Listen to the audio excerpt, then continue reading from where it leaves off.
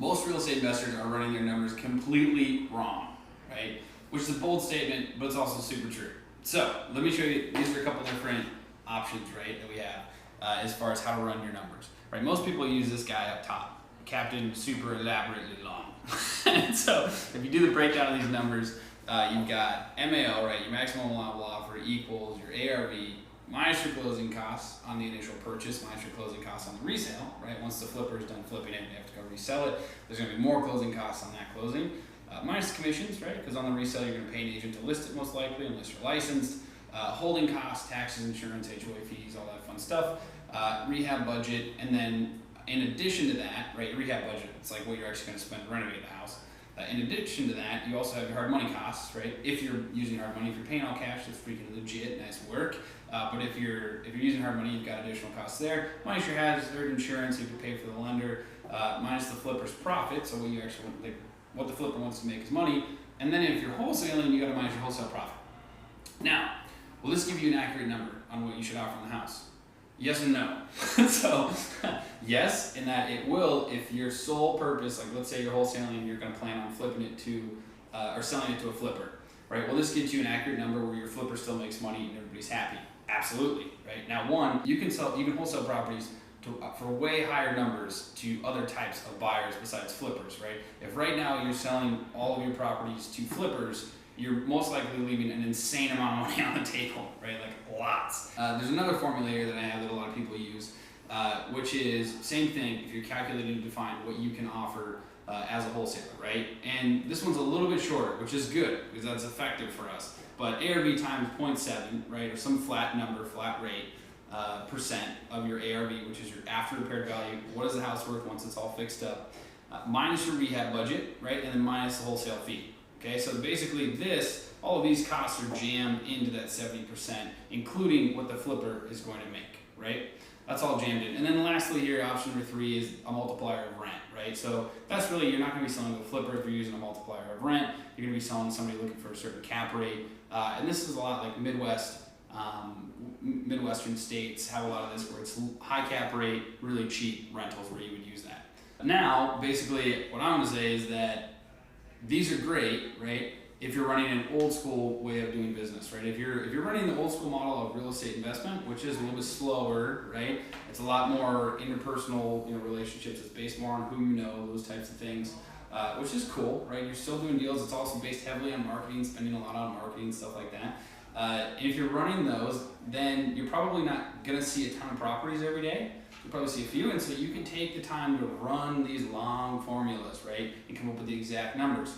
Where this breaks down is if you're running the new way, like the new school way of real estate investing, right, which is we use a lot of, not financial leverage, right, but leverage, I would say like social leverage and technology. We leverage technology to do a lot with a little. Well, when you do that, you get an insane amount of inbound properties to look at and to find the numbers for, right? So on our team right now, when we were first starting in our first month with KeyGlee, we did 11 houses, which was great.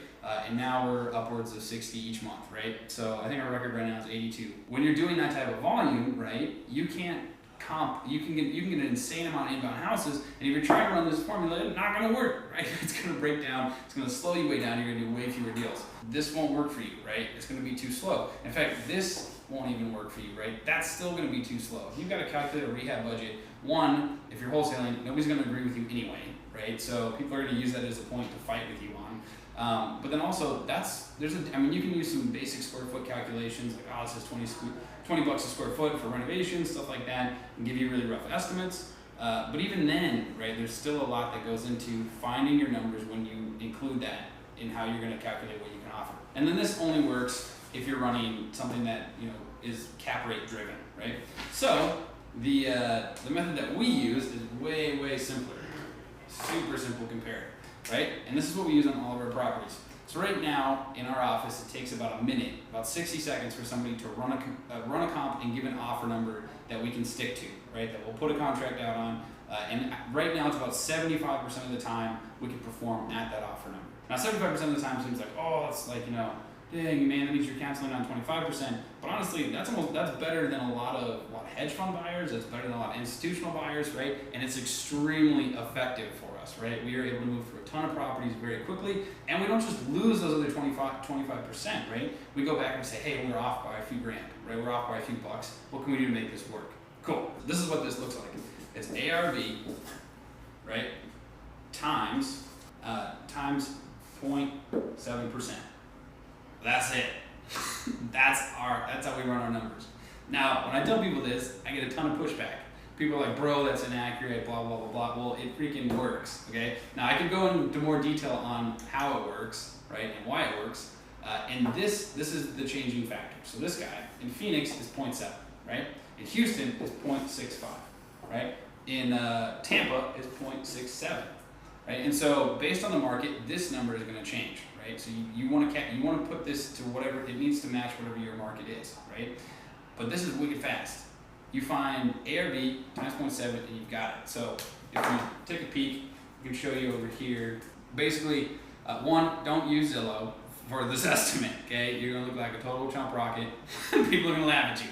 It's not the end of the world, but you know, we're not exactly going for that. What is really powerful on Zillow, there's two ways to comp using Zillow, because it's national, it's easy, and it's quick, right? So you've got the computer version, which you can use. Basically, if you type in an address, so if you go to Zillow, let me just pop this back up. You go to Zillow, you have to click expand here, you scroll down, you completely ignore this estimate, because that's not useful. Scroll down until you get to the map, right? On this map, you've got active comps and sold comps, right? Which is freaking great. So you use the sold comps, you comp off the sold comps, and really what you want to do is you want to find the ARV, right? If you download the Zillow app, same thing, you can see the comp map on your phone and find the ARV. Remember, all you have to do is find the ARV. So you need to find the after repaired value, the most beautiful house there, right? Times 0.7 and you have your offer number. Now, that might seem like, okay, sure, how the frick does that work, right? But really, and why don't we just use these, right? When we have an insane amount of inbound properties, right? Properties coming in that we're looking at that we need to give offer numbers on quickly, right? When we're running the new school business model, right? All right, well, we leverage technology and a lot of these other things. It generates a heck of a lot of inbound properties that we need to give offer numbers on. So people fight with me on this, but then once they start doing it, they're like, oh, frick, this works way better. So we don't use this long method. We don't use this or this. It's literally this super, super, super simple method, right? And so I can't go into detail of all the differences between the old school and the new school way of doing business, right? There's a lot of tools that are available now that weren't available 5 years ago that you can use to insanely well leverage technology, insanely well leverage social networks, things like that, to bring properties in with very low to zero marketing costs and bring an insane amount of opportunities to your plate. Now you have to know how to handle them correctly. One of those is be able to get right back to them, right? Which is why this is important. I don't have time to explain all of that in this little video, but I did create a case study. It's hopefully useful for you guys. I'll drop a link probably below or something like that. And basically what I do in that case study is I talk about KeyGlee and how we did it in that business, right? How we did it in our real estate investment business, KeyGlee. So starting from about 2.5 years ago, right, where the first month we did 11 deals, now we're doing over 70 each month. How that process happened, what those tools were, right? What does the old school look like? What does the new school? It's important as a business person, as an investor, as an entrepreneur, that we know the differences, right? We need to know what is now classified as old school, because if we're doing that, we're wasting time, right? Like, just like I said with people that are still running this up here, they're leaving so much money on the table, right? Literally, like if I had that deal, I would make so much more money on that deal, but it's okay, right?